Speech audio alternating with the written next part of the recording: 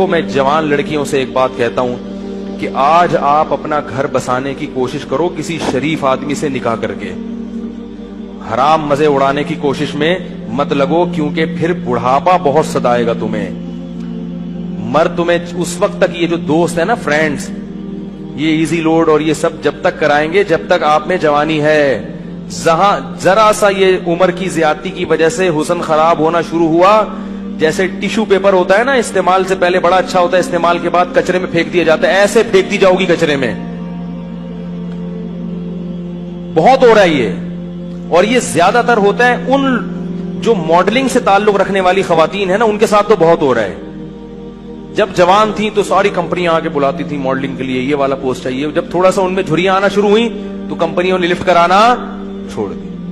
پھر ان کا کام صرف یہ ہوتا ہے کہ کہیں بڑی تقریب میں کسی شو میں بلایا، ایک ایوارڈ دے دیا، لوگ اس عزت کو دیکھ کے سمجھ رہے ہوتے ہیں ماشاءاللہ اب تک عزت ہو رہی ہے۔ وہ 4 منٹ کی، یہ آدھا گھنٹے کی، 1 گھنٹے کی ہوتی ہے، اس سے پہلے بھی کوئی پوچھنے والا نہیں اور اس کے بعد بھی کوئی پوچھنے والا نہیں ہوتا۔ اللہ نے یہ جو جوانی دی ہے، خوبصورتی دی ہے، اس کو ناجائز استعمال مت کرو۔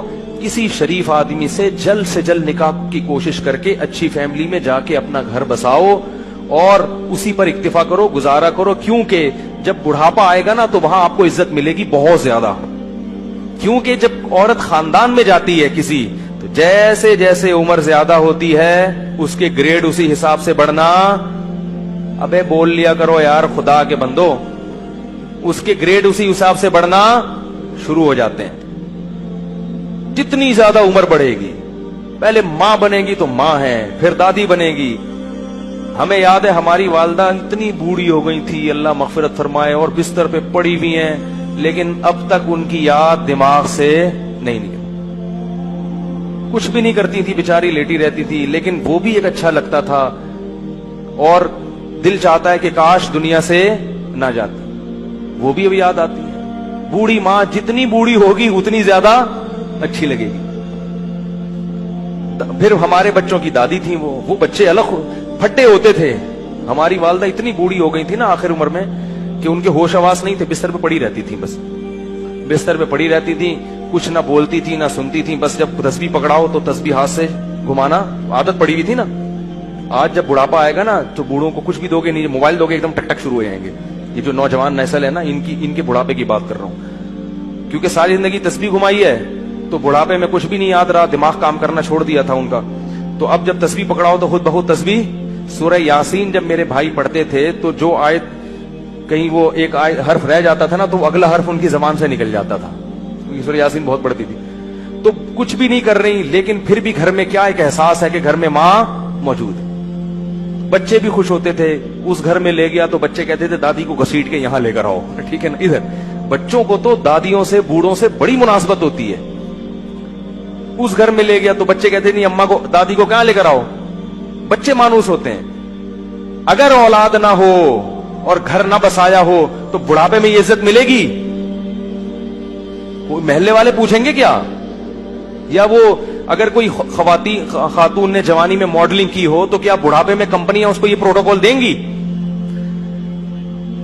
شکر ہے یار نہیں دیں گی نا، انہوں نے جواب دیا نہیں دیں گی۔ تو اس لیے یہ رنگ رلیوں پہ زمانے کی نہ جانا اے دل، یہ خزاں ہے جو بانداز بہار آئی ہے۔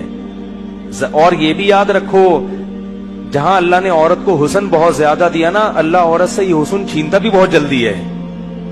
مرد بہت دیر سے بڈھے ہوتے ہیں، عورتیں بہت جلدی بوڑھی ہو جاتی ہیں۔ مرد تو 40 سال میں تو پتہ چلتا ہے کہ آدمی بنا ہے یہ تو مشاہدہ، ایک میڈیکل سائنس کی ایک حقیقت ہے اور مشاہدہ بھی ہے۔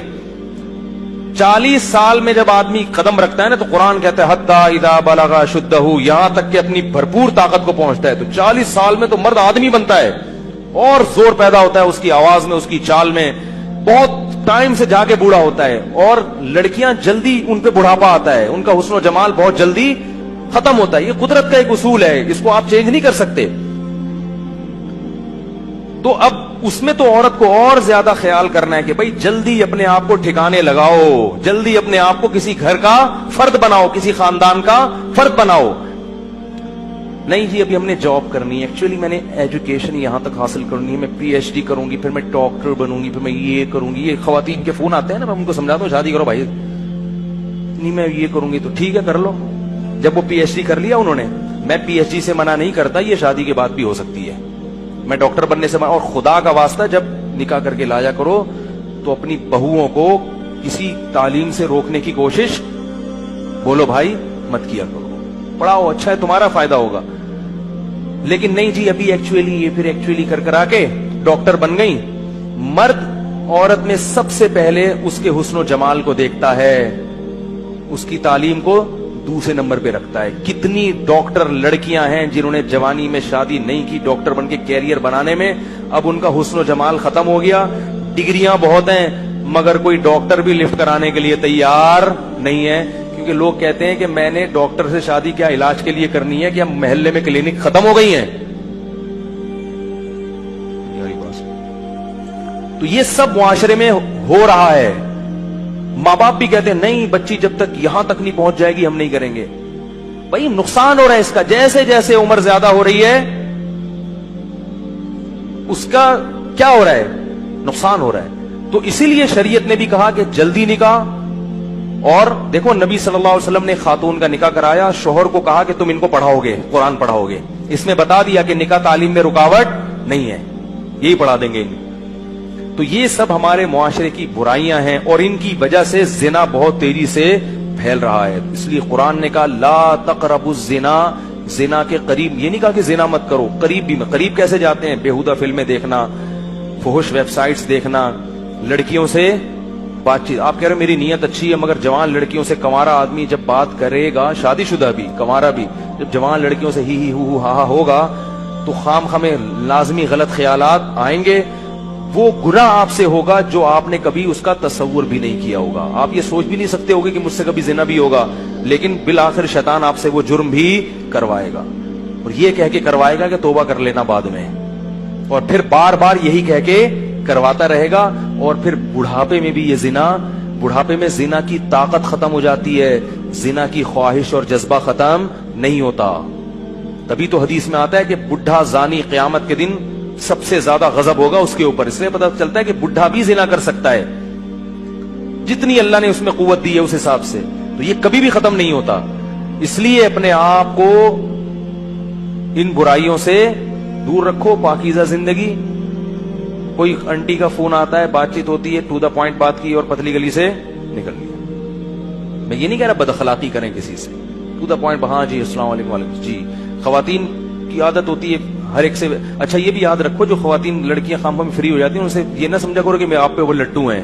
ये भी मर्द को ना खामखा में अपने बारे में वहम होता है। कोई भी हाँ हाँ करके बात करके अरे यार लगता है मेरे लिए इंतजाम हो गया, तो ये ऐसा नहीं है।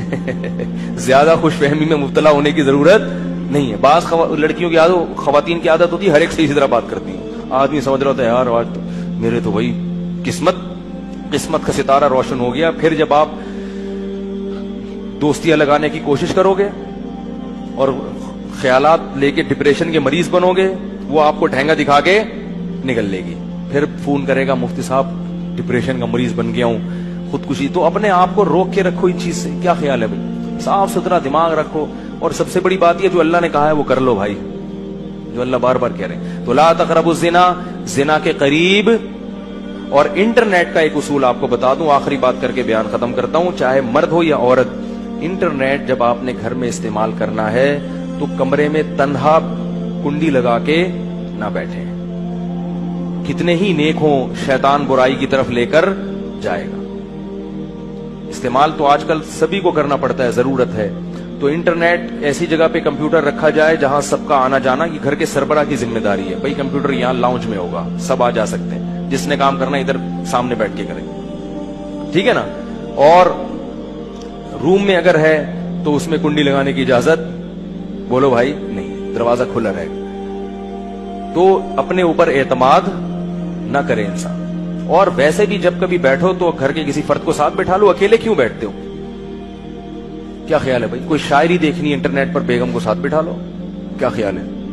वो भी इससे फायदा क्या होगा कि थोड़ा सा उसको भी फिल्म देखना ना शुरू कर दो कहीं, कि फिल्म देखनी है तो चलो बेगम को भी साथ बिठा के देखूंगा, वो भी जायज चीजें हैं। तो तन्हाई में शैतान को बुराई का मौका मिलता है। तो अल्लाह ने ये नहीं कहा कि जिना मत करो, बल्कि कहा जिना के करीब भी मत जाओ, क्योंकि अल्लाह को मालूम है कि जो करीब जाता है वो इस बुराई में पड़ जाता है। ऑफिस में कोई लड़की जवान से साथ बैठी है तो सलाम दुआ की खैरियत, तो माशाअल्लाह अपना काम में लगे, मैं घर तक छोड़कर आ जाऊं आपको, इस तकल्लुफ की जरूरत, बोलो भाई खाम खमे।